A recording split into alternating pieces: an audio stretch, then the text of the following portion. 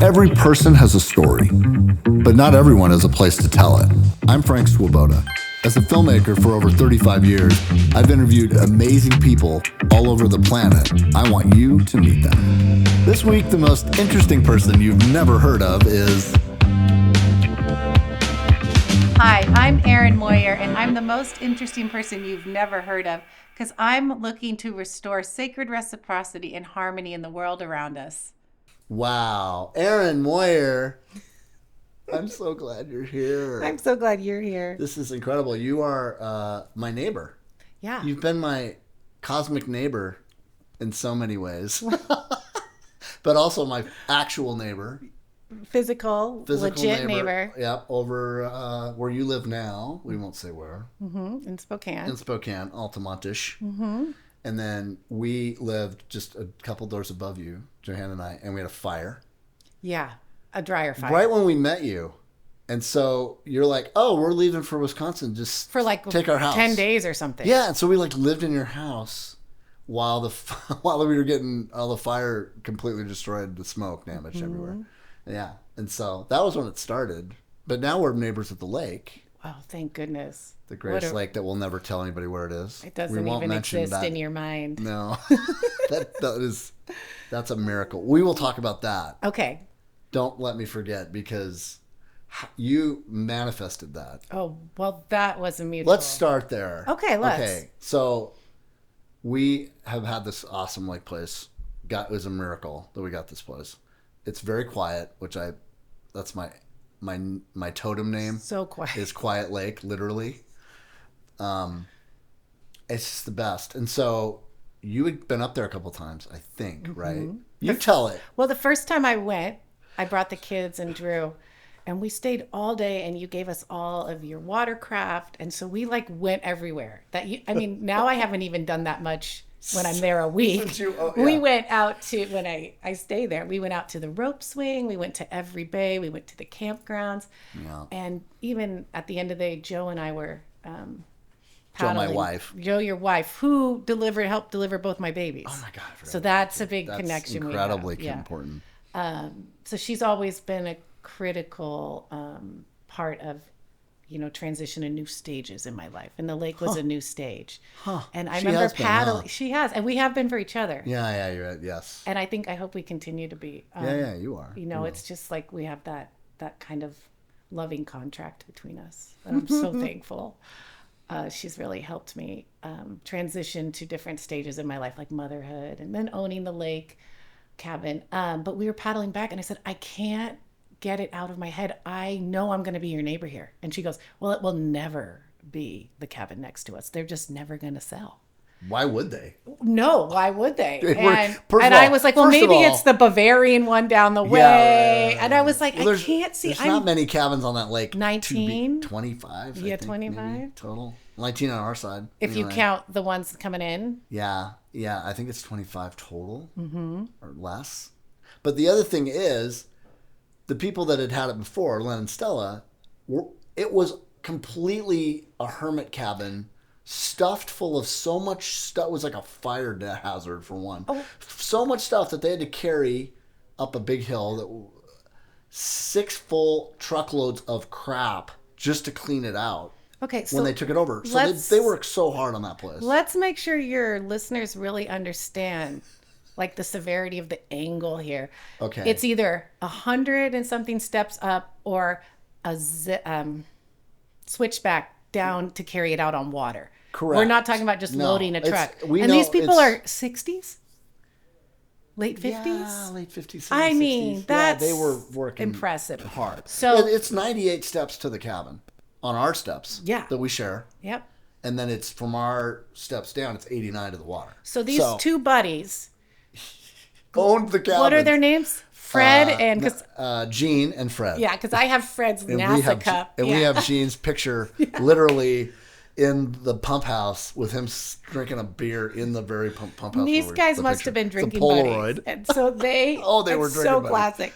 Classic. They built these two cabins together, and then when Stella was the realtor, she came out and they said, it's a twofer. And her client didn't want to, so she said, I'll buy the other one and let's split the deed at this time because you get an opportunity to do that. And so then they did everything, built another room underneath, closed in the basement to make a beautiful bedroom. Yeah, they did bedroom. hot water on demand. I mean, water at all. The view is incredible. Oh, because of the cliff, you really can't do much except for sit around or swim. So you're like in heaven. Yes. Paddle. And when you go to visit each other, you don't go to each other's cabins. You pull up on each other's docks. That's true. We were standing there. I'm like, Joe, I know I'm going to be your neighbor. And I was like, how is this going to make sense? It's also one of the cleanest lakes in Washington State. It's a no-wake lake. Correct. I think it's the second cleanest in the state. Which was it's really potable important. water. You can actually drink the water. Well, we do, right? I know, but we filter it several times. Yeah. But so here we are, and then I'm actually driving out to a friend's cabin, and I see a text, and it says Johanna, and I was driving, so I just saw the Johanna part. You were headed to Priest Lake. I was heading to Priest Lake, Ponderay Lake. Ponderay. Yeah. And so I go to my passenger. I said, hey, I bet it's Joe telling me my cabin's ready. And then I look and she goes, you'll never guess. They're selling the cabin. And can you come today? And I was like, no, but I can come tomorrow. Every time I hear that story, I just go, how did you know? I just was like, I was kind of just being playful. But that's really where the magic comes in life, is in the play. Yeah. Pukalai is the Quechua word. It means sacred play. Pukalai. And then, wow. And there's research showing that play even takes, like in education, it takes it down. I might not have the statistic right, but it's something like 75-80% amount of less input you have to absorb a piece of information if you do it with play. Well, that's why we have a pool table in here. Yeah, you know the power of play. It's so true. We ended up going out. It was a rainy day, and she was like, I'm the realtor, and I could just do it, and we're not going to do any of the regular stuff, and do you want it? And I was like, yeah. So just give me a little bit to come up with the cash. And then she said, how about your birthday? So we went out on my birthday. No way. And she gave us the keys on the birthday, and she said, here you go. And then they left, and it was ours after that. We were so glad it was you guys. Oh, I'm so glad. It's like soulmate style. Totally. No. And thank you to the lake and the mountains. Yeah, and the lady of the lake. The lady of the lake. We can see in the shape of the mountains. She's got one hand in. She does.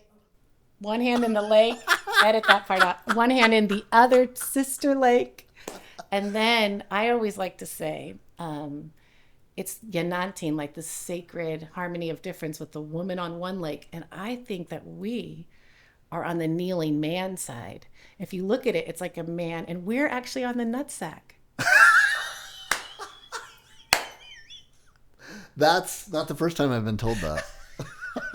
Won't be the last. Won't be the last. Da-da-da. Wow. So speaking of language, so you need to tell people what you do or have done. I don't even know what you're doing now, but I'm assuming because you've had a big lifetime in language. Yeah. A dance with language. Yes. Language. If that's the right way to say it. I think that's a beautiful way to say it. And I think dance with language is like dancing with the wind. It's a certain harmony of frequency. And I think I'm so driven to study and learn language because I love connecting with people. I love getting to the heart of the essence of what people are trying to express. I love seeing their godlight and their potential. And I love the way that language lets you have access other parts of your personality. Mm-hmm. Right now, I'm working with the Caro, who are the oldest descendants, traceable descendants of the Inca. And they actually avoided, let's call it colonization or Spaniardization by being too high up in the Andes. And in Peru. Right. This is in Peru, in the Peruvian Andes outside of Cusco. And so this tribe, the Spaniards approached and they rolled boulders and logs, and they just rolled it over them, and they couldn't get up where they were stationed. And so they said, forget it, we're not coming back here. So their lineage is over 10,000 years old of practice. Wow. And the language, so when you get into indigenous language, it's much like indigenous culture where it's conceptual. So you start with the big idea. It's okay. And let the details the details aren't as relevant in the way we use them. So, and that has to do too, they usually start with the bigger picture, the community, and then the individual is in the hierarchy is, although they're more circular. That's absolutely how America is. No. Yeah. Well, we're trending towards lightness. We're the person first. And same with our language. First. So our language would take I, me. Well, yes, and our language would say man, woman, room, talk, podcast. We'd string those 5 words together to make a concept. In their language, in indigenous languages, and namely Quechua I'm referring to, they'll start with the concept. So, for example, Huchapampachakwi means have a reciprocal relationship with a body of water. Make an offering and ask to approach that water. Scrub yourself with a white stone. If you're with a friend, scrub each other with a beautiful cornmeal. Leave all your heaviness in the lake. Refill with the power of the lake and be cleaned. And that's all contained in those 6 syllables. It's as if you were trying to describe a flower. And if I say flower, your mind starts to think of a color, of a garden. Of a kind of flower. Of a kind of flower. Well, you start thinking of a scent. You start thinking of an occasion, maybe. Just, you get the sense of flower. And English would be trying to describe a flower by saying, well, here's the pH of the soil. Here's the growing season and region. Here's the spacing. Specifics. But you have all that and you still can't capture the essence. And English as a language of the colonizer is really limited in its ability to capture the human experience. Everything is war metaphor. So why when we're nurturing something, do we say we're killing or nailing it? Why do we say we're killing 2 birds with 1 stone? Why don't we say we got 2 flowers from 1 seed?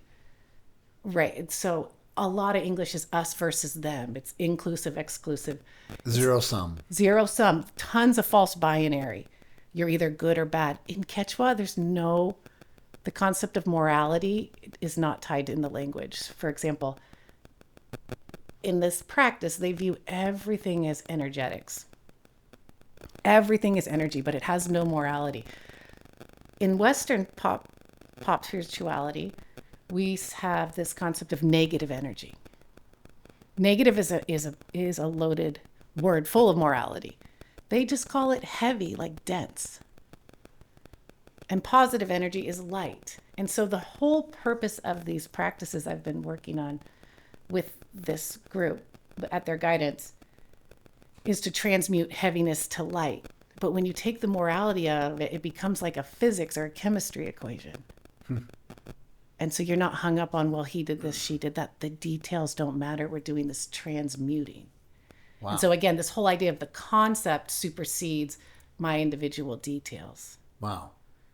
So you were an instructor at Gonzaga for years, right? So give me your work background. How did you met your husband Drew at Gonzaga? I did meet my husband Drew at Gonzaga. You're Zags. Yeah, we are a Zag couple. So I grew up in the Bay Area, and I don't know if you know this, but when you grow up in the Bay Area, you really think it's the only place on earth. Well, why else would there be anywhere else? It is honestly one of the greatest when I places told in the world. I mean, I could live there, dude. No, you could. Oh my gosh. So Carmel, when I told oh come on, Half Moon Bay, I love you. Dude. So many places I could list. I love you, San Francisco. Cypress Point. And it's been a huge part of my history. Yes, it has. We're going to talk about that. You are as San Francisco as it gets. Except here I am, but yes, you're right. Oh, you are. So my grandfather, I was starting to look at colleges, and he goes, "You know where you should go? Gonzaga." And I'm like, "Grandpa, you're drunk. That's not a real place." And he's like, "Yes, it is. It's in Spokane." I'm like, "Also not a real place." And he's like, "Just check it out." Well, turns out. Did he talk like that? Yeah, a little bit. Wow. We depend on how many whiskeys he's got. Drunk? Okay. Yeah. His name is William Barry. I mean, Patrick Barry, Kevin Barry. These are my uncles. They're very Irish. So whiskey is just a part of life. Yeah. And so it turns out he was a V12 athlete at Gonzaga, and he was one of the first teams to win the conference. What? He's in the Hall of Fame. The Gonzaga Hall of Fame? At the one in the basement at, well, it's not the basement, but the ground floor. Oh yeah, of of, course. of Yeah. McCarthy Center. I almost said Martin Center. Yeah, McCarthy. Yeah, McCarthy Center. And Yeah. the V-12s were a group of Navy officers, so any naval officers that they stationed around the country because with World War II, Yep. a lot of students were taken out of class to fight. That's and right. so they thought, why don't we move the naval officers around to populate the schools in the towns? Wow. And so he was stationed at Farragut, and Okay, yeah. Farragut Yes, was trained huge. at Gonzaga. Crazy. Well, and there was a training center at Gonzaga. So where the Yes. quad is now it used to be a football stadium. You know Yeah. that? And then after the football stadium, they stopped. War interrupted. Mm-hmm. So on that football stadium, which is kind of where right now, kind of on the other side of Crosby, De Smet, that whole quad there was a naval training obstacle course. Well, my grandfather's hands and feet touched that very course. So did my dad's. It's So my wild. dad went to Gonzaga High School Oh. in 1940, the 40s, 42 to 46, and their recess was running the obstacle course. Wow. And the earliest he can enlist at 17 was in 1946. And he joined the Marines. He joined the Marines. And boot camp in the Marines is the hardest thing in the world. And the first time he did the obstacle course at Marine Corps boot camp, he nailed it without missing.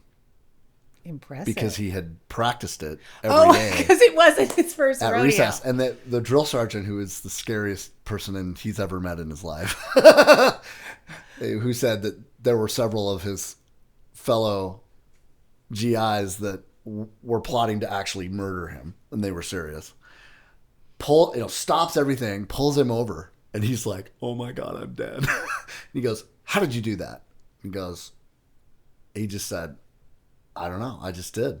And he's just like, "Okay." And so he goes, "From then on, I had no trouble." But thank God for that naval course, training yeah. center. So did he work there? Did he He trained as a dentist, a dental officer. But he was a student. He was at Gonzaga. Yes, it was at Gonzaga. Because that's where. Isn't this crazy? This is crazy. I had no idea that we had that connection. Wow. So your grandpa was my mom's at Gonzaga father. at the same time my dad was going to high school there. Yes, running that that would same have been. obstacle course. That's right. Crazy. That is really a crazy This overlap that doesn't we've surprise never me. connected. No, not at all. This is why it's so Whoa, great I you got have chills this. all over the place. Yeah, Wow. and I'm feeling them here. Wow. So he told you, and you checked it out, and you went. Well, I checked it out and I went. And my grandfather was stationed at two places, University of Iowa and Gonzaga. And wouldn't you know it, my husband was offered 2 debate scholarships, one to Gonzaga and the other to Iowa. the University of Iowa. No way. So Drew was a debater? Big time. He had a scholarship. Did not know that. Well, This hidden you've obviously dude. never I'm not debating been to him. Olympia with him. Oh yeah, he's used it well in his job. He has so much potential, but he does. He's such Drew's amazing. for that. I remember the first time I went to the bait and they're and I was like, he's like, you're not gonna like it. Why are you coming? Where are you going? Yeah. He wasn't into that kind of superfluous support. But you did like the part of the rugby guy in him. Well, wow. Have you ever seen a rugby player's thighs? Come on. I believe our massage therapist calls him ham hocks. Drew is going to be so pissed at us. Oh, he loves it. He's such a king. He's amazing. Yeah, he's Dude, amazing. he's So we met. good. He was 17 when he came, and I was 19, and we were actually not the closest out of our friend group. I actually just, he used to do things like go to the secondhand bookstore and pick out titles for people. Yeah, And that I'd does be not like, surprise me. like thinking of them, and I was like, man. So then, Thoughtful dude. yeah. So then, and you remember, there's no cell phones. I mean, I had a cell phone, but I was like the only one. Yeah. I had Oh, like that the a tiniest Nokia with the snake game on it. Yes, right. This is what year? 90? I went in 99. I think he came in 2000. Okay. He's a little younger than me. Okay. And so you had to use your heart phone to find each other. You had to see if your friends' bikes were at the bar. You kind Right. of saw if your friends' You see a Jack and You Dan? looked for their bags in the library. Jack Like and you Dan's. really had to use your intuition. Yeah, you would go by the Star or Jack and Dan's and see who, peek in there. Right. You weren't texting and meeting up. No, So it was you have more to inventive. imagine, It was more, you got to honor the serendipity of it. That was like telepathy and magic, really. And so he and I kept crossing, and then he would like find me in the library with a tea. And I was like, oh, and we got locked in the library a couple times. We just were so thrilled to find each other. And then, You've probably been looking for lifetimes. Oh, that's sweet. Oh, seriously. Yeah, I feel that way. I feel that lucky. Feels like a once in many lifetimes love. So he and I met, and then we moved to Korea. And we lived in Korea for a while, teaching. And then What did you teach there? I taught kindergarten, which is why I went straight to university after that. So you taught English? Yeah. At the time, in the last couple of years, Korean naming standards have become more international. That's how they word it. But they used to be, you're one when you were born, and you turned another year at the Lunar New Year. So that means some of the people in my class that would have been considered 5 in Korea were 3. Or 3, okay. In an international AG, as they say. So it was a wild experience. Whoa. And Korean work ethic is wild. I think I had one sick day and someone came to my house to see if I was ready to work. Wow. And again, I was there 25 years ago. They'd call in the middle of the night. Hey, are you ready to do some recording? Drew and I recorded a bunch of educational. Right. Yeah, we did some. Did you know Korean? Just a little bit. And Okay. Korean, though, just enough to like converse and get by. Korean is fascinating because it's phonetic. So it's not like Chinese where it's man sitting on a bridge and then you add a stroke and it means he caught the fish. I mean, I'm making this up. But Right. It's phonetic, so you could read it. So my apartment was Suite Palace, Sweet Palace. So if you could read Korean and you understood how it anglified it, you could translate those things. But also everything's in English because of the base. Yeah. South Korea, sure. Huge base. Were you, what city? Seoul. Seoul. Mm-hmm. Yep. In Gurobangdong, which is on the Incheon line of the subway. Wow. Yeah, very cool place. Korea. And at that time, they had on your phone, you could control your home already 25 years ago. Way ahead. They're You'd go to the bank so ATM advanced. and you'd drop your cash in there and it'd go, and it'd count it for you. I mean, like this was way ahead of us. Yeah. They also had internet as a right when I lived there. 98% of the country had access to internet. They considered it a right. Wow. It's so smart. Very smart. I think about a lot of kids in education that are so hindered because they can't afford the internet. Right. And they still in USA. Right. Today, more than any days, Yes. really, people Yeah. are cutting costs and Wow. how isolated those kids are. So I really understand the power of that as a right. Wow. Yeah, and then we came back to San Francisco. We had about 8 roommates, and we got engaged there. And then we moved back to Spokane to kind of establish ourselves. What drew you back here? Because neither of you were from here. Drew's from Wisconsin. Neither one of us were from here, yeah. And this is another problem. Packers and 49ers. Well, this is a problem. Good This thing is the a Packers weird- suck so much. It's easier. I'm kidding. I love you, Packers Wisconsin franchise. Brewers right down here. So, Dude. and not that you don't know that. I do love that place too. So, yeah, it was very interesting. I got into grad school here at Gonzaga, and they said I could teach and go to school. Wow. And to their credit, the program has changed a little bit, but they had a program that was, and this is a huge philosophy in my teaching, is experiential learning. So a big part of your teacher training was that you taught at the school. That's great. And I had so much experience already. I just kind of exhausted my instincts. I needed some more resources. So I went to master's in teaching English as a second language, which is now kind of a misnomer because many people aren't doing it as a second language. It's their third, fourth, fifth. Right. In the case of a lot of Africans, sixth, seventh, eighth, to varying degrees of literacy. But so, yeah, and then I stayed to teach at Gonzaga, and then I got a gig at SCC and opened the studio. And but I still am tied to California with our work there. We have a foundation that is out of there. Is that right? Mm-hmm. Is that your family foundation? It's our family foundation, yeah. Our grandfather set it up when he passed. The percentage of the business value has to go to, not just income, has to go to philanthropic. Oh, that's amazing. Agencies. So you help manage that. Yes, That's yes, very so cool. much so. Okay, so let's talk And about. that's taken me all over the world on projects. Right. Let's talk about your family history in Okay. the Bay Area, because I did not know any of this, and I've known you a while. You have. And I'm just like, oh, let's talk about Peru, and then you started telling me about your family. I still want to hear more about Peru, but We'll get there.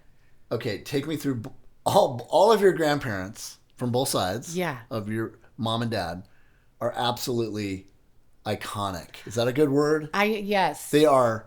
They are revolutionaries of types. They're very at the front. Okay, so take me through the four, because they're really founders of those cities. Yes. Humboldt and San Francisco. And as you said, hillbillies and I don't know, what was the other word? I wrote it down. This is so good.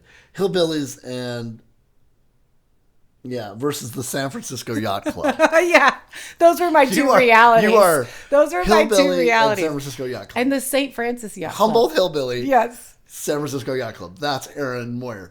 Yes, like chameleon all the way. And what a wonderful way. I mean, like what a fascinating education. And not just hillbilly, but growing up in a company mill town. Okay, so let's talk about Humboldt. So which one do you want to do first? Do Humboldt first. Tell me because people know San Francisco, or at least some. Well, but tell me. Humboldt leads to. Well, you go. Tell me where you want to start, because they're both. Let's start with San Francisco. All right, start with San Francisco. And one thing I didn't tell you is that, okay, so in this, I'm going to allude to this, in this energetic practices of the Caro, of this Andean tribe, this group. Yes. English really just doesn't nail it. It's really hard to capture. It's not even a tribe. Yeah. It's not even a group. Yeah. This indigenous concept group. So they, the principles are really old and ancient, and they're all founded in reciprocity with the land. So, and the people around you. And the idea is that I try to balance my life in harmony by having equal giving and receiving. So a lot of times people are like, thank you for Mother Earth, but you have to remember to receive her thanks back. And so you live in this harmony. One of the principles is Aini. It means my field today. We'll plow my field today, and then we'll go plow your field tomorrow. So it's the sense of, this is what sacred leadership comes from, is this sense of community responsibility and harmony. And one of those principles that they almost got right is the land is power. Land is power. But with the colonial lens, it means owning the land is power. But mine. And that is not with a community lens. This is not with a sacred lens. This is with a more of a procurement, right? So I lead up with this because in this practice, they say land is power. It has to do with your relationship with the land. So imagine that I have a relationship with Spokane River. Spokane River, what does Spokane River do? Well, Spokane River can take the shit of the whole city and turn it into crystal clear water, thanks to the treatment plant. But it does that because it has this incredible power of cleansing and transmutation.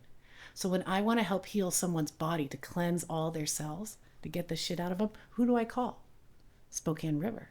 She does it. And she does it because I have built up offerings, I have prayers to her, and I receive her love back. So we're in this harmony.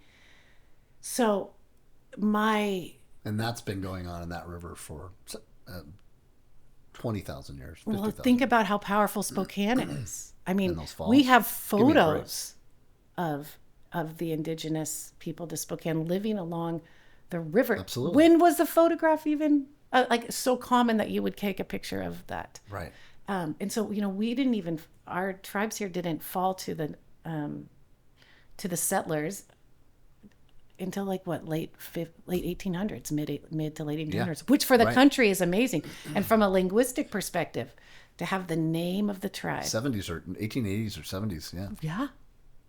And to have the name of the tribe, Spokane, as the city, Spokane River, Mount Spokane, Spokane County, to keep the name of the tribe alive on your tongue gives it life. Right. So as you're saying the names, it's a type of prayer to acknowledge that place. And to have, that's what gives Spokane such a powerful manifestation ability. A lot of very cool things happen in Spokane. Yes. And if you and I set out to do our business endeavors, we can do them in Spokane because the name, we are saying the name of these holy places as a prayer just without even knowing it. So imagine putting a bit of intentionality behind it and saying, I'm going to build this relationship with the river and I'm going to call on her to heal her people. Well, we need it right now. Well, this is what I'm getting at. This town is not good. Or there's a lot and wrong with it. Pieces of shit, every one of us. We can't. How can we let our people be like this? We're just not getting together. We just not getting together. We gotta do a little Einie. Your field today, my field tomorrow. Yeah, right. So here we are. My grandmother, they came.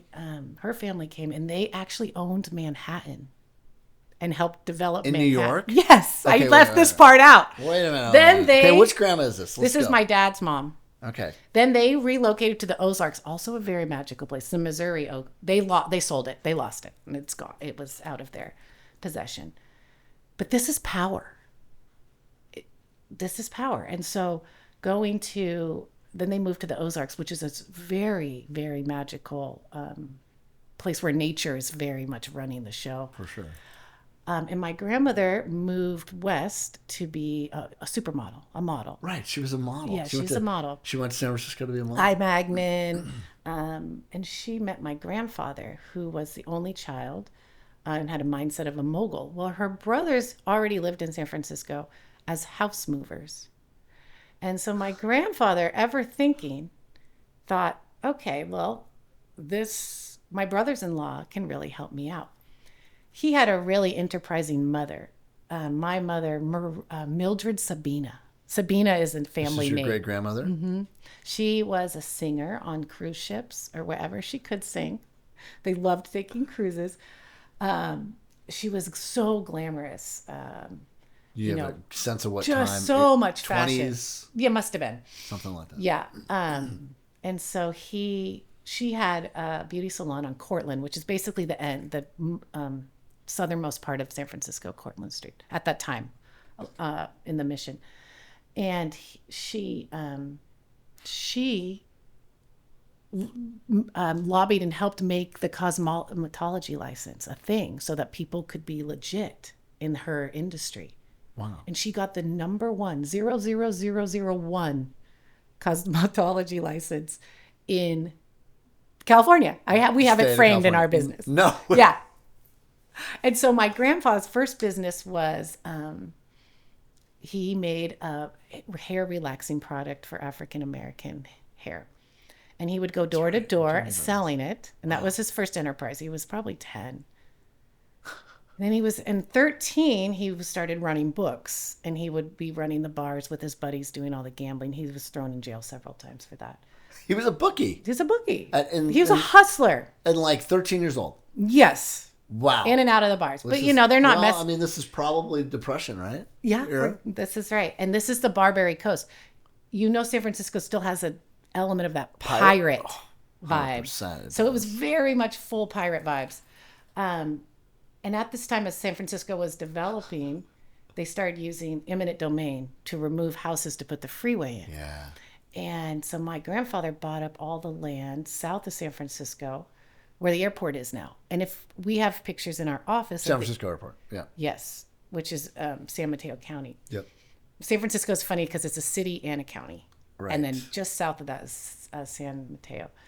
And so if you look at these old pictures, it's not that long ago, 40s, 30s, that maybe I'm wrong on that it's all dairy pasture. If you can imagine. I mean, less than 100 years ago was dairy pasture. Oh, it's like L.A. was all oranges. Mm-hmm. South of L.A., all of it. But in this Andean mysticism, this cosmology, they would say It's the power of the mountains and the bay that brought all those people there. A lot of times people conflate wilderness and nature. And they think, well, if a place is very populated, it's not nature. But it's not wilderness, but it's very much nature at its peak. Oh, yeah. Because it summoned all the brightest people. The internet was born. I mean, so many industry. The gold rush, for one. Well, come on. Right. So the fact that those bodies of water and those mountains attracted all those people. And all those estuaries and right, just everywhere you go is kind of waterland. And those are like the secret unsung heroes, the marshlands. Marshes everywhere. Wow. So here we are. We've got this land, and so they're removing these houses through downtown San Francisco to put the freeways in, 101 and the 280. And then they would go up for auction. And if nobody would buy them, the auctioneer would sell them to my grandpa for $1. Wow. So my grandpa plotted this land out into, suburbs and neighborhoods. So he built South San Francisco, parts of Daly City, Millbrae. So he got the land. He got the land. He parceled it out. He got the homes for $1. And then who was his wife's? What was his wife's brother's profession? Moving houses. So they had it moved, and for $1, what are those houses worth today, Erin? Oh gosh. Do you have any idea? Oh gosh. I mean, $2 million? Easy. What a brilliant dude. Hustler. Brilliant. And also just right time, right place. Right. Yeah, but you got to understand your times. Big time. All of that coming together. And, having such... And he runs into the supermodel. Yeah, well, so, and they had they had 3 brothers, 3 kids. They divorced, and it was, now we're in the 70s. And so just, I don't know, maybe 2 years ago, we took my dad to the Joni Mitchell and Friends at the Gorge for his 70th. Wow. And she was talking about all the Brandi concerts. Carlisle and her comeback, right? Oh, it was amazing. Yeah, just to see people holding space for each other in that way. Yeah. They just played with her till she found it, and then they let her fly. And it was so brilliantly and beautifully done. Did they make it like her bedroom? They made it like a big living room. Yeah, it was like a living room, very. And the Mumford & Son guys sang California, and I was like, and Brandi Carlisle, right? Unbelievable. She's a Seattle girl. Wow. And she talked about playing the Lilith Fair, and so. Yeah. But but Joni Mitchell's talking about all those concerts of the 70s. And my dad's like, I was there. We were there. Yeah, of course. And so this mind bending, and then you've got movements like the Human Potential movement. You've got all of these movements coming out of the Bay Area. Right. All this mind bending. Yes. That you're there, they were a part of, right? Yeah. So my grandmother, actually hosted at their home along the Greenhouse Golf Course. Like a mansion, let's be honest. And they hosted these like mind expansion parties. LSD parties. Well, let's see. I mean, so when at her funeral, these big names got up and said, your grandma was a very important part of... Like who? These well, I don't want to out anybody. Okay.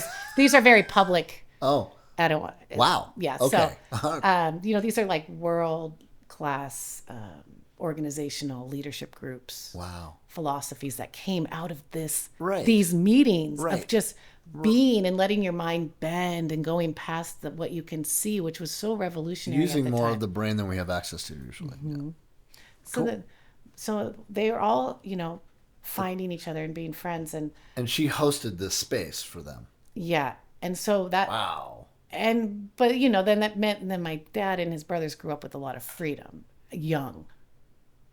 And so, they drove to the Grand Canyon. One was 16 and one was 15 and the other one was 9. Whoa! I mean, they just went. And they had a lot of freedom. Feral dudes. Still feral dudes. So my dad's like a wizard spinning a time machine. So I'd love it was to meet incredible. that guy. That would be amazing. Yeah, I think we came to the rooftop party. Remember, he's got the ponytail and the big mustache. Yes. And he says he's not cutting his ponytail till there's peace in the world. I did meet that guy. And they're so that's right. Unassuming. Very. And so that's right. My mom and dad, my mom had a business partner. He was the sole heir of one of the world's biggest toy companies.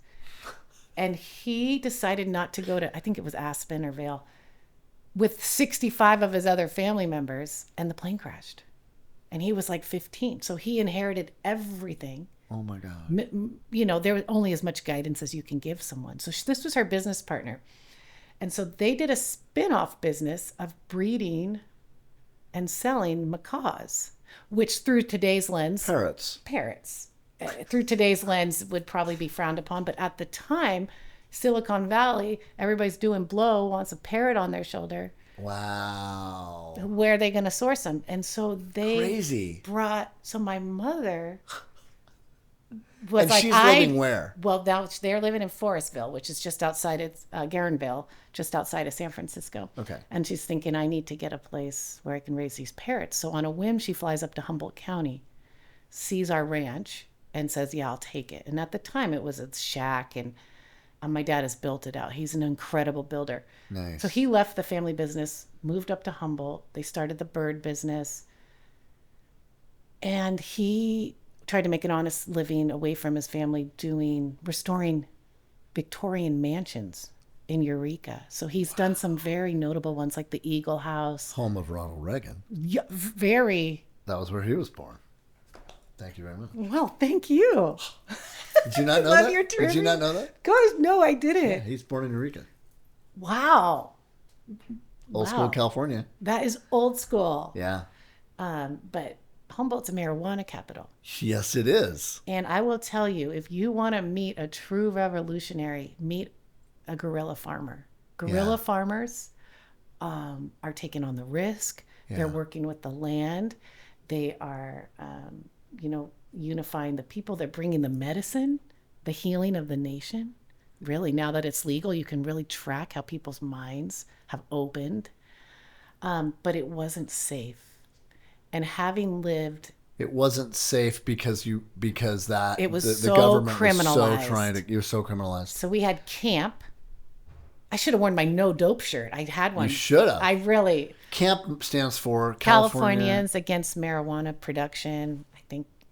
And they would police in helicopters. They were searching for Cali weed. And so they would come down. The birds would chop, chop, chop, chop, chop. And it was pretty terrifying when they flew around. It's like a war zone. They turned it into a war zone. Yes. It's very much like a war zone. So these hippie farmers, right? Farmers. Growing the best weed in the world because the climate was perfect for it. The climate was perfect for it. Is perfect for it. It's a rainforest in the redwoods because of the fog, not the rain. So the fog feeds the top layers of because redwood tree has many ecosystems in it. Right. From top to bottom. They're just so amazing. Older than Jesus. I love them. Unbelievable. And the mycelium. Wow. So all of that led to really prime growing conditions and hot summers, pretty warm. So you could get, really fruitful buds. But you couldn't talk to your neighbor. You couldn't say, my crop's doing this. What can I do? Because you don't know if your neighbor's being bugged or what, right? So there was like an element of paranoia and a lot of crimes of adversity and isolation and so fear and paranoia, and marijuana already is prone to paranoia, so added hand dimension. Yeah. So then, and this is where you grew up. This is where I grew up. I grew up right along the Eel River, at the point of the Eel River, which if you look at a tribal map of who claimed what lands when it was tribal times, it was the meeting grounds. It's like 6 tribes overlap there, and that's where they would trade. That's where Spokane is too, right? Exactly. And Spokane and Humboldt have a similar thing about returning the power through the land to the tribe. Yes, that's just Catholic Charities just did it. Did you hear about this? Yeah, I have. Incredible. And I mean, bringing back the sailor school to the land where on the river that was originally theirs, and literally giving them the land back. Yeah, and I understand they're going to do some housing there too, right? So it's just not. That's right. It's very much solution and integration oriented. So brilliant. There's some energy right there. That's right where I grew up. That's that reciprocity I'm talking about. Yeah, I grew up right there. in that Well, there's a shadal lot area. of energy right Yeah, right there is a magic place. There's a lot. And you can feel these portals. Yes, and you we can. naturally can feel these when we have a relationship with the land. Yep. And it requires just being in meditation with it. Right. Just hanging out in it. Yeah. And so, Humboldt and Trinity County with the Klamath, that whole northern California, really trying to, undamming the rivers. Yeah. Did you hear about that? What do they call it? First Descent. That kayak trip that the indigenous descendants took up the river as a claim of victory. I was there in COVID. I was living in Humboldt because Drew had 100 National Guardsmen and there was no vaccine yet. And he said, I have so much exposure. Why don't you go to the ranch? And we did farm school for 6 months. Oh, wow. From March to November. Right. And salmon spawned that year. Wow. And I took my kids and I was my gosh. I haven't seen this. That's a miracle. Yeah. In my lifetime, I only remember seeing it once, maybe. Right. And so all of this returning to the land is a huge part of humanity having a chance. Yeah. Returning this land to the indigenous, returning ourselves in a living way before we die to the land and being in harmony with it. And in Humboldt, they would put on these festivals, these reggae festivals. Oh, wow. So Reggae on the River. So with like big time reggae. You have to remember these guys came from Jamaica to come try the weed. So they would come at the harvest time. Right. It was a And they'd check on, the crops. It's tourism. And when I was young, I think I went to the first one was in 1984. So I was 3 years old and I hardly missed one. Even when I lived abroad or in college. They did stop for a period. They went through some ownership and financial shuffles, and then they figured it out. And they were and I think a huge part of my philosophy came from being raised on reggae music in the woods. Yeah. And they sang about the troubles that we knew. I can't pretend to be from a Jamaican tenement. But just the fact that there was sort of this migration of Jamaican reggae stars, really, every showing up in your late backyard. Summer. And you got to understand it'd be like as random as I'm going to like Medaling Falls or something. Right. I mean, in terms of geography, it's just like kind of out of nowhere. Yeah. And so, which is a cool place. So it is a cool place. But you had these beautiful things. You had these guerrilla farmers going for this marijuana production that was really about being in harmony with the land. And about, the healing medicine. And then you had big timber. And so I lived way out in the woods. In the winter, it was maybe an hour bus ride to school because we didn't have a bridge. I learned to put my makeup on in the car, bumping up and down. So we had these, I went to school in the Milltown. Before the 1964 flood, Shively, where I'm from, the town where I'm from had a school. And then after the flood, they deemed everyone should go to Scotia. Well, Scotia was the headquarters, is a company town. So you have all the row houses. Lumber company town. Lumber company, Maxim, Palco. It's like Milltown outside of Missouri. Pacific Lumber. Right. Yeah. And so there were there were two schedules. The bell would ring and your dad was either morning or night shift, right? Right. And this is not far from Julia Butterfly. So at the time, we've got Reggae on the River and guerrilla farmers. We got Julia Butterfly and the protesters chaining themselves to the headwaters. So what is that? Explain what that is. Julia Butterfly? No idea. So the headwaters are some of the oldest trees, and headwaters are like protected habitat where like the source of life. Right. Anywhere though, any headwaters. Yeah, headwaters. So even if you go up here to Lincoln Heights, the city has done some fire suppression, but they leave the the spring alone. Yeah. Right. And so headwaters are just this really critical part of an ecosystem. And the trees there are 2,000, 3,000 years old. And these people understood the power of keeping these trees and these forests intact and not stripping them, raping them for lumber. Right. Even though they had this policy of we're going to grow more, it takes our whole lifetime to grow trees. Right, I mean, these are thousands of years old.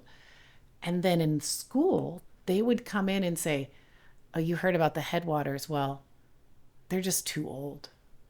The trees are just too old. And then people are going, yeah, they're too old, and they're getting in the way of our dad's jobs. Julia Butterfly was the epitome of activism at the time. She put herself in a tree, I think, for over a year, almost 2 years. It never came down. No And she's like, you will not cut this tree down with me in it. Wow. And so she's right around where we went to school. So all this is going on around here. They're coming into our school. We've got the spotted owl. Oh, They would bring a stuffed one, which is totally against the law because it's an endangered species. People would be throwing things at it. And they'd be saying, this is why your dad can't go to work. So there's this huge conflict between these two worlds. Huge. And we're just riding the school bus, hiding from the helicopters, going to the reggae festival.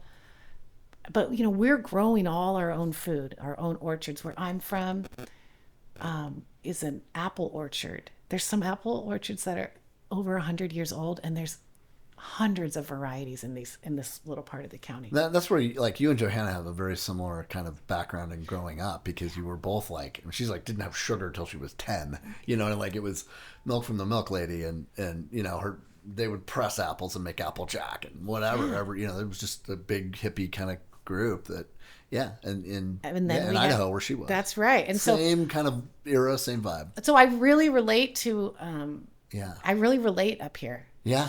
And at 100%. The same time, I had the yacht club buffet. Right. And for Christmas, my grandfather would take us to Toys R Us and give us a cart. So you're going to the yacht club. And I might not have even had shoes. How often did you go to the yacht club? Well, the yacht club came a little later. We used to go to the Forest Hill Country Club. You would go hang out with Forest Hill. You would hang out with I would Grandma. live in San Francisco in the summers. So your summer was... shopping, high society, downtown, St. Ignatius. I would go to all the summer camps, the Olympic Club tennis camps. Wow. And then I'd be back at the Milltown with old sheriff coming into kindergarten class holding a bag of weed saying, you have this at home? Have you ever seen this? No way. And then going home and saying, Mom, and she's saying, you remember this so-and-so, probably the craziest, dirtiest person in the town. You want to go live with them? Then say, don't say anything. Because you guys grew it. Well, I don't know about that, but maybe not. But it was definitely around at the town, and they were definitely trying to coerce children, kindergartners, into turning in their parents. Does it matter? Well, it turns out the state wasn't a very good business partner for a lot of people. I see. No, it's all above board.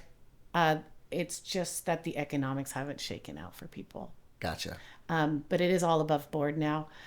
Has it made it worse? It has made it worse. I actually, and this is a horrible pun, but there was a man at Reggae on the River wearing a shirt that said Black Markets Matter, because when we had black markets, the people in Humboldt Black markets matter. They weren't lazy. You might have to edit that out. I don't know, but no, and no disrespect to the original movement, but it is an important play on words in this case. I think there's a lot of alignment actually between those two, right? Well, and I think that's what makes it so accessible for me to work with people from different classes and different cultures of the world. Right. I work with some of the cultures. Yeah. Yeah. So we can get into that. But when we had black markets, people weren't lazy. They weren't like today's weed growers who are corporate and playing video games 6 months out of the year and then growing weed. Right. It was an all the time thing. And not only cultivating that, keeping it going. Let's say I had a shoe store. My shoe store brought in $20,000, but it brought in 250. So town had a really good shoe store. Right. And so let's say I was a beekeeper and my bees brought in $10,000 a year. But I say it brings in 100 and we have really good honey and everything's pollinated. Right. Let's say I'm a musician or an artist and I don't make that much money with my art, but it's important that I create. The marijuana allowed for that creation. Let's say I'm a young entrepreneur. I open a kid's boutique. People need to spend their cash. Right. So now my business is flourishing and all the kids feel so great in their new clothes. Huh, it was a harmonious... what do we call it? It was very harmonious. Very harmonious renegade economy, we call it. Renegade economy. It was a renegade economy. Interesting. And that's why they say it mattered, because it kept everything else going. Right. And I'm It not worked. that it worked. worked, and we had community, and Community. then some of these traditions still live on in our arts and music, but it's not the community it was. And the most successful growers have above, well, I don't know how to say it, like a legit market, a legal route, and then they have an underground group. An underground group. And those are the only ones that could really be successful. If you're trying to be legit, you just end up paying all your money to fees and taxes and right. employees. And the community, the actual micro community of that small area suffers. Tremendously. Like the cash markets are gone. Because the money's not going there anymore. So, and the big part about Reggae on the River is all of the nonprofit organizations in the area were able to have a booth. And so like the fire department did tamales, and that was their huge fundraiser because everybody just got tons of cash. Right. So then So they don't need a bond or a levy for the fire department. They just had a big old event and got the cash. So at Reggae on the River, 3 days of tamales was a lot of zeros. And hell yeah. And then the fire department's okay. Let's say the Brilliant. school did iced coffee, and then the school got a ton of money. And it all worked. started as a fundraiser for Mateel Community Center. And this is why I say renegade guerrilla farmers are really a backbone of America. They're the true revolutionaries bringing the community together, and they're an exemplification. And I'm not glorifying the violence. There's a ton of violence in adversity in a drug economy. For sure. But it is an embodiment of that sacred leadership where you have a higher calling. There's also a difference between marijuana and fentanyl. Fentanyl marijuana? Well, yeah. I mean, but you know what I'm saying? There's a very... Yes, we're not talking about the same... We're not talking about the same. No. Drug is a... That's too that big. Gets thrown around. That's right. I guess they're drugs, but they're not. I mean, this is, a natural, organic thing coming from the ground. Yeah, and then the way it was grown... That's been there for 30,000 years. Was without plastic and pesticides. I mean, some of the best fertilizer comes out of Humboldt County. Happy Frog. Organic stuff. And it uses the sea. And so people were really in sync, and they did it for their communities. Which goes all the way back to the sort of Peruvian thing. No the wonder sacred leadership. Yeah. So tell me what sacred leadership is, because, at Gonzaga, they have an amazing program. Mike Hazel's been on this podcast before, and servant leadership is a big part of Gonzaga and that their graduate programs, and it's a really cool thing. But it's really this cool. Sort of takes it to a new level. Well, or expands on servant leadership plays into a hierarchy, which isn't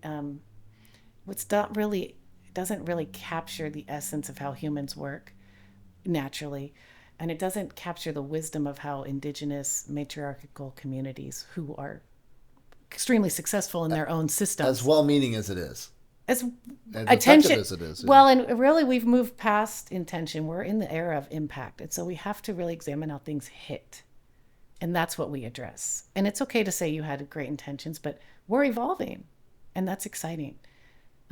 We're American evolutionaries, as I like to say.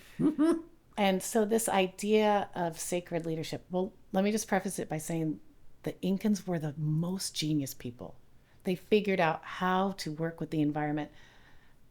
They had no food insecurity. They had this wonderful system of storehouses, which is a lot of the ancient monuments that we know of. They had these incredible systems of leadership, and they always did it in pairs, husband, wife, or male, female, and a lot of their wisdom. So, for example, they needed to grow their potatoes.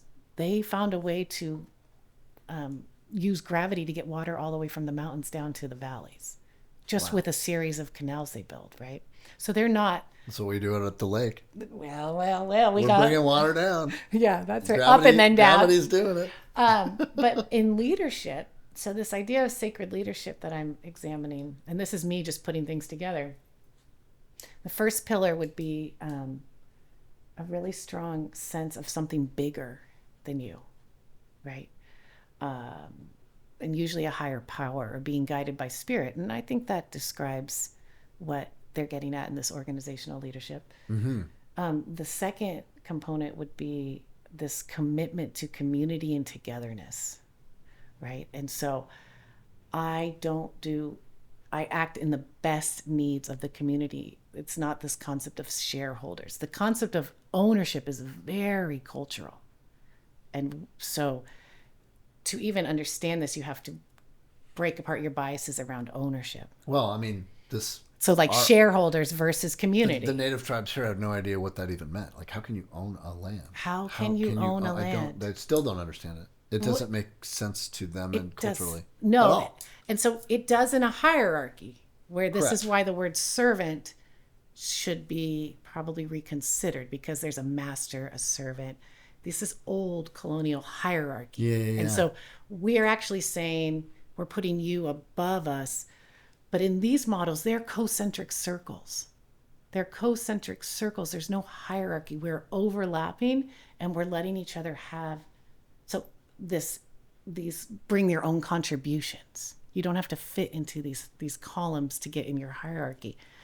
Well, so we've got this sense of something bigger, this sense of commitment to community, this sense of responsibility to yourself, your community, and the planet. And then this level of acceptance, which this is really the path to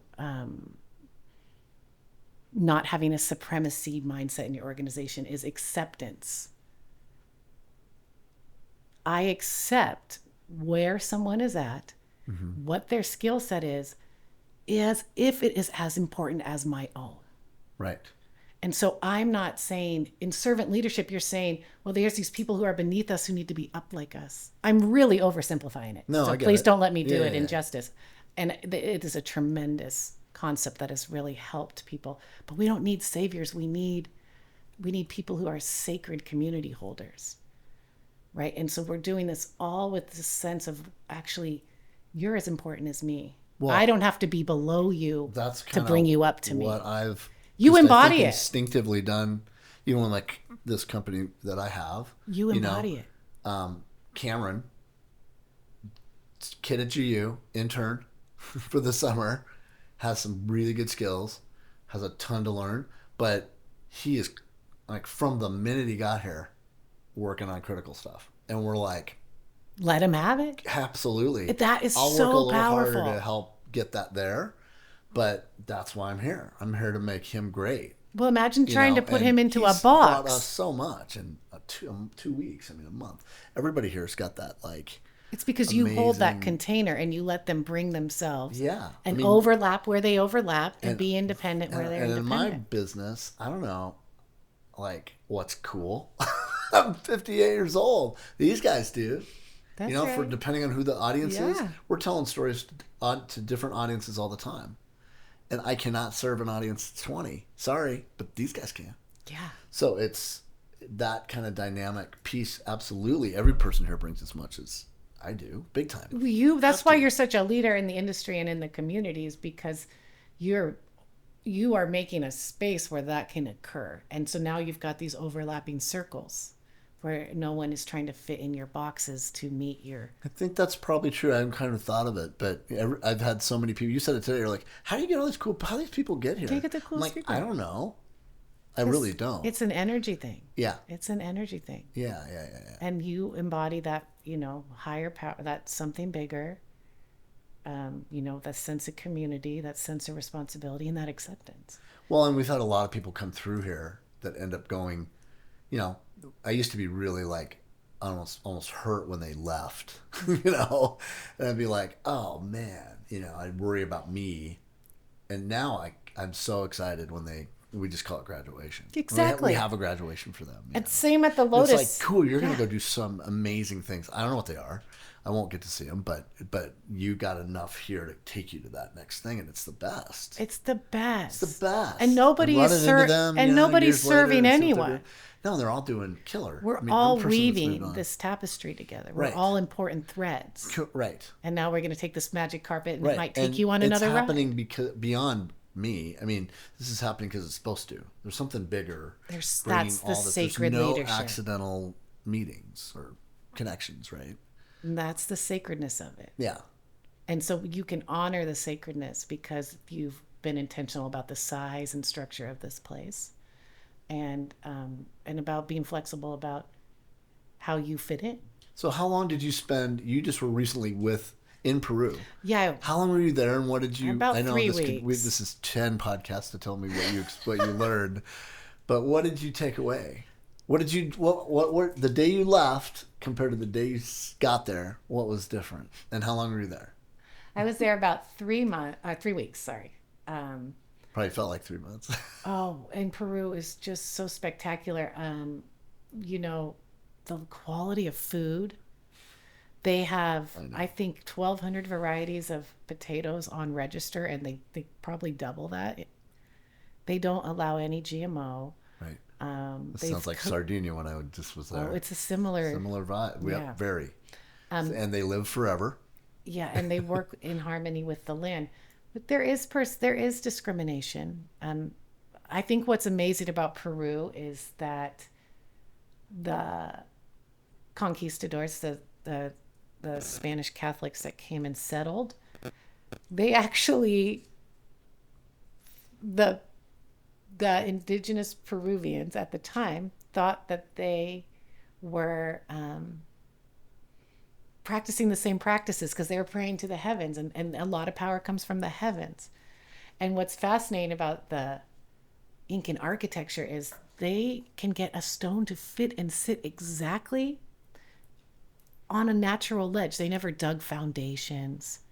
And so the Spaniards came and they said, oh, this is your holy site. Great, let's put a cathedral on top of it.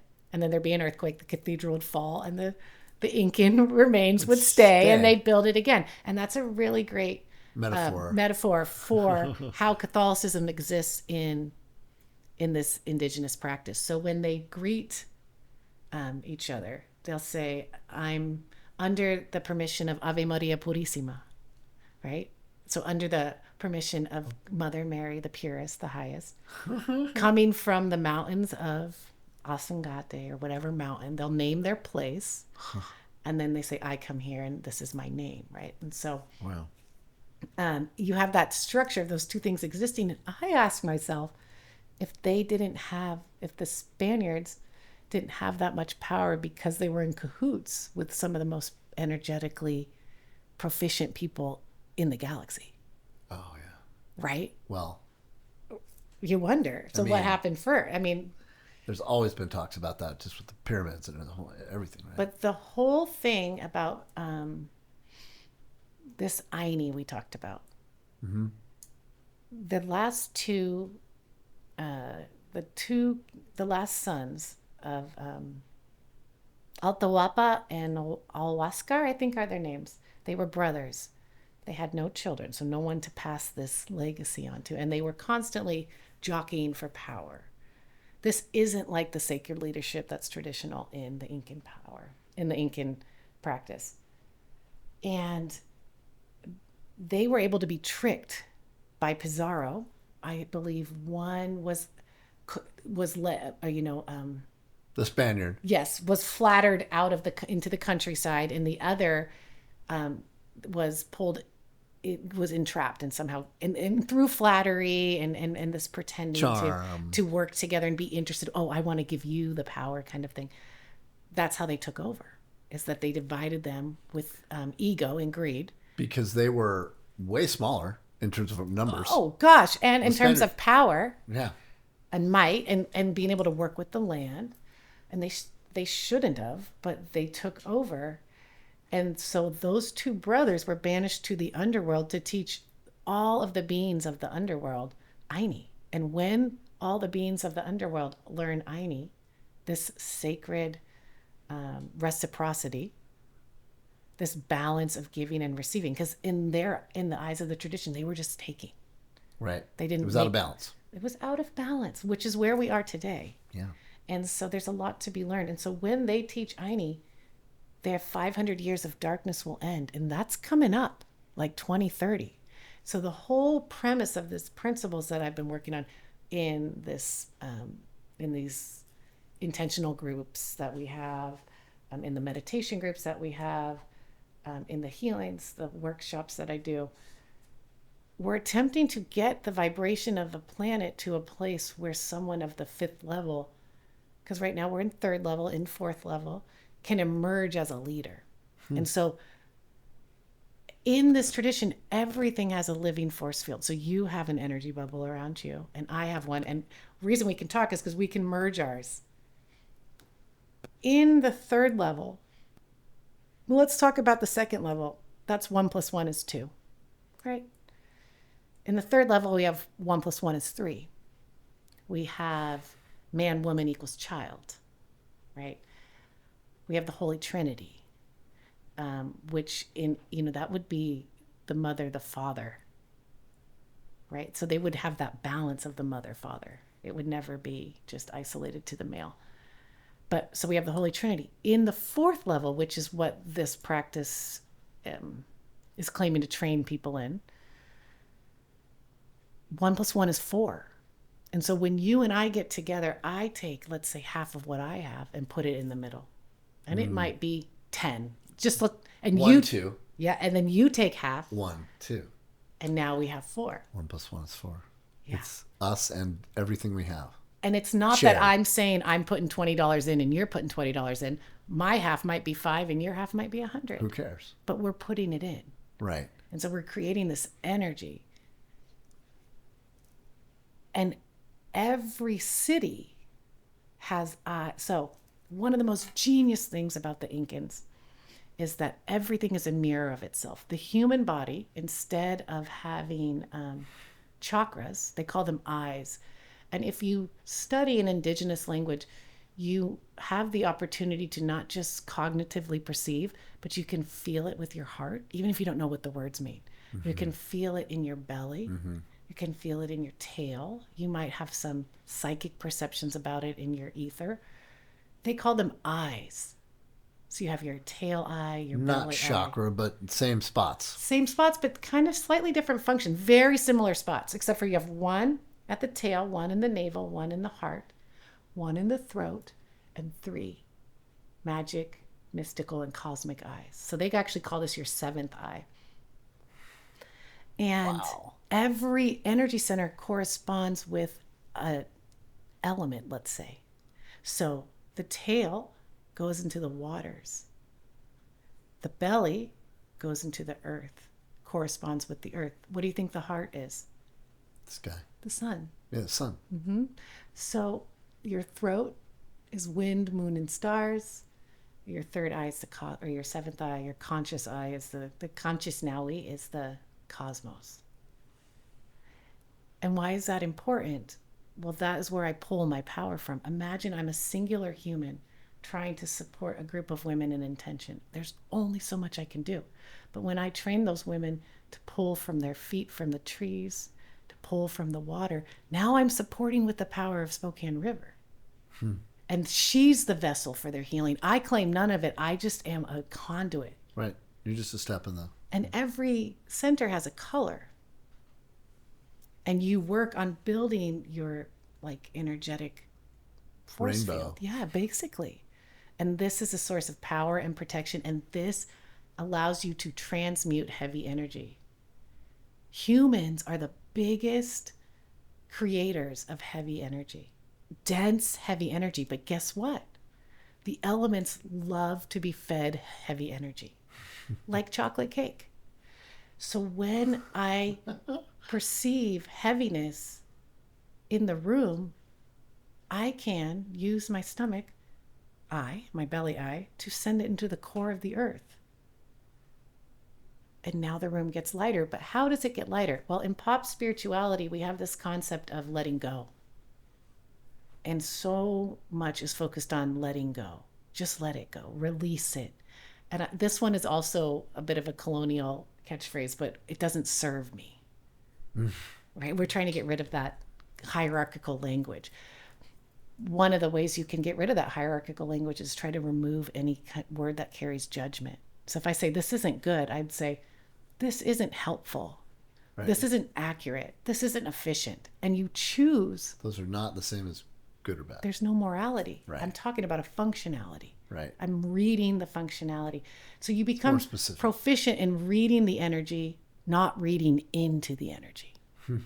Reading into the energy creates more heaviness because now I have stories and I'm ruminating. You're interpreting the way you're slanting it to whatever. it's never going to be a whole mirror. This is a theory that I'm developing called the fractured mirror, and it's like Jungian philosophy, but it's a fractured mirror. Fractured people can only reflect back to you pieces of yourself. Right. And if you are reading into the energy and you're stuck in these stories, you're creating this heaviness, and you're only ever going to have a shard of the story. You won't have a clear, full picture. The cosmic mirror is a whole picture. And that's when I read the energy and I go, this is heavy energy. It's a little wild. Maybe I'm going to need to call on Hayden Lake to come and pull it out of my client and into there. And maybe they have a relationship with that lake. And so the critical piece that people are forgetting or don't know how to do. So you'll remember I said our culture almost gets it. So for example, owning land almost gets to the heart of land is power. It acknowledges the power part. It just takes it from me. It's not communal. It's a colonial lens of ownership. Right. And so then in that vein, we have so many missed opportunities. When we tell people to let go, we're missing 2 critical steps. Let go, redirect, and refill. So let's say there's heaviness in this room and you say, okay, little pond. Or let's say, little okay, koi pond out here. Manitou. Yeah. Manitou, I need your help. Come and take this heavy energy out of my staff room. Put it in your flower beds and turn it into fertilizer. So you let it go. You redirect it. And you put it towards something else. And then you say, come and refill my staff with your glorious garden energy. Think about Manitou. I walked through that last night. How many habitats it holds. Incredible. How many ecosystems. How many micro. Such a great gift. So you want that kind of diversity in your portfolios of what you're doing in your team. So you can't. What happens if you just empty it? What can come in? Nothing. The next heavy wind. Right. The next heaviness. Get more heavy and more heavy. And you don't know why. And then you go into the details. And now your like is attracting and creating like. And so imagine. So let's say we call in the water. I call in Spokane River. Come through my client's body and cleanse. Take all the heaviness and dissolve it. Right? Every element, every eye can be responsible for a different function. Dissolve it and now refill her. Refill her with. Yeah. Imagine this smallest shift in intentionality. But you can't just call on places willy-nilly. You need to be in prayer and offering. And you need to know those places. And not only that, like when you go, bring a piece of candy and some flowers. Yeah, I noticed that at the lake. You're always floating. I'm like, look down, and there's this little.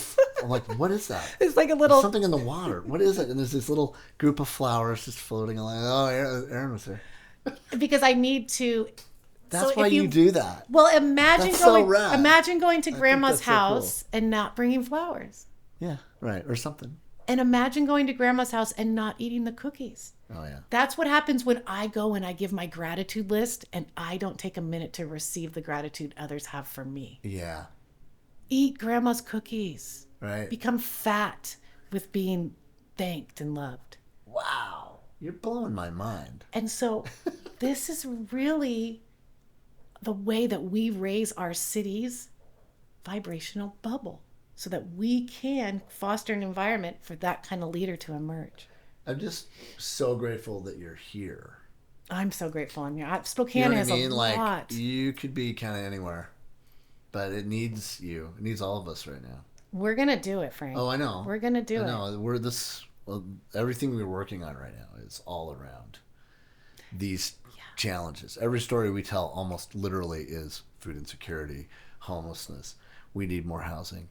It's dealing with the fentanyl issue and the Gabriel's Challenge stuff. This is sacred leadership. Every one of those, everything we're working on, literally, is about trying to deal with, bringing everybody together and every one of these problems needs everybody. Every one of these problems needs everybody. And the Housing Help series that we did with Gavin Cooley a few years ago, the through line of the whole story that I wrote in your cabin, by the way, most of it. I love that. Can I just take your cabin because I got to write this shit? Anytime. And I had a huge deadline, and I love that place because I got more done in those 2 days at your place Oh my God, it was magic. But the whole through line of the whole thing was there's never a money problem. There's only an agreement problem. That's right. There, poverty is engineered. The only just war is a war on poverty, and every single other war is designed to keep the status quo. Right. And it doesn't only take everybody, it takes everybody being in harmony with the land. Right. Now, imagine you're going to taking pull and in the the refilling. Spokane River when you do Yeah. that, you go down to Second Harvest. Right. Why do you think It's there's right there. so much help right there? That we've got Gospel Mission, we got Second Harvest. know. Because the river is kind and giving. Yeah. It's right there on the banks. So why don't we acknowledge her? The thing that land acknowledgements, again, we're so close. It is through a colonial lens. We're only talking about who owns the land. Again, we step back and say, well, it's theirs. So we're saying it's theirs. And that's what's important, is who owns it. All made up. What if we said, this is their land? We will work to honor and think and be in relationship with the land in the way that the tribes show us. That's exactly what Catholic Charities just did. That's with the Solar exactly. School. It's the first That's flower. why Spokane has a lot of It's help. the first flower that's popping out of this ground, showing the way. That's one of the ways to do it. These are the seeds of intention and reciprocity Yeah. coming to fruition. Okay, tell me, because I know you have to go soon. How? Because we could talk for 4 days. Yeah, we will at the We lake. will. There'll be I know. To be continued.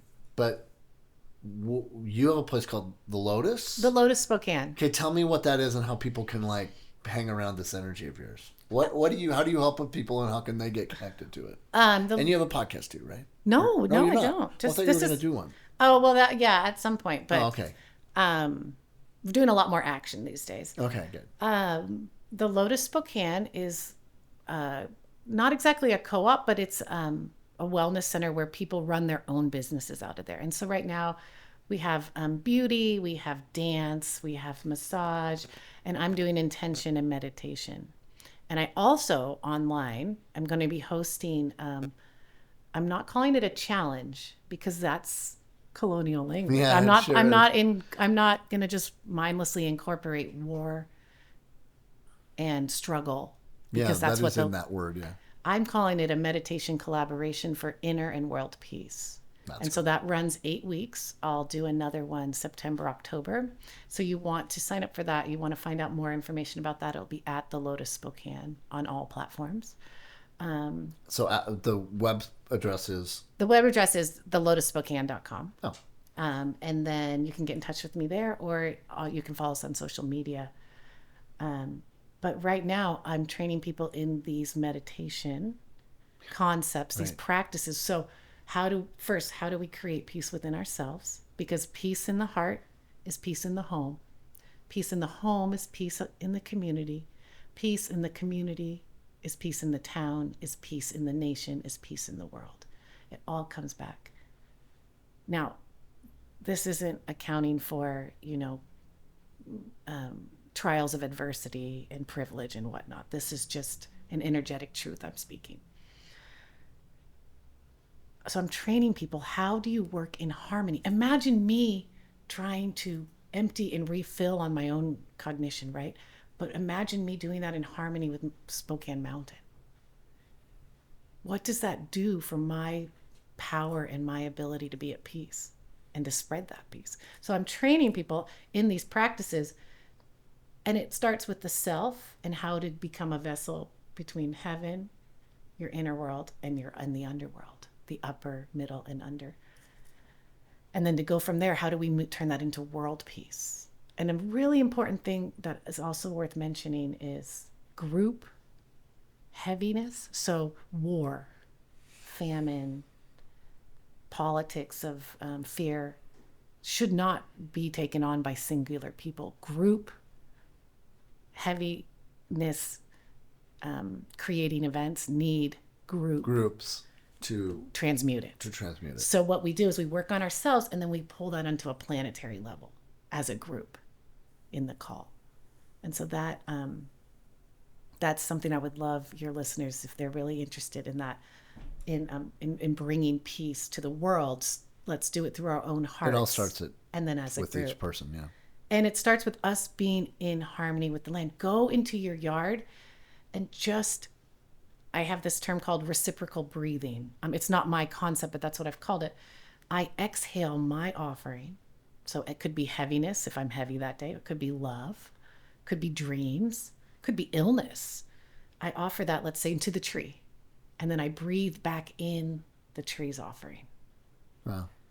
Do that with your little garden. Do that with your pond. Do that with the lake. Do that with the creek. Do that with the mountain. Every being has an energy bubble and is ready to be in reciprocity with us. And we've just ignored that. Well, we took it as a sign of ownership as being the goal instead of harmony and reciprocity. Working together with it. Imagine you sat here and poured your heartache out to me. There's only so much I could take and help you with. Right. But imagine you and I connected to the sun and we gave it to him.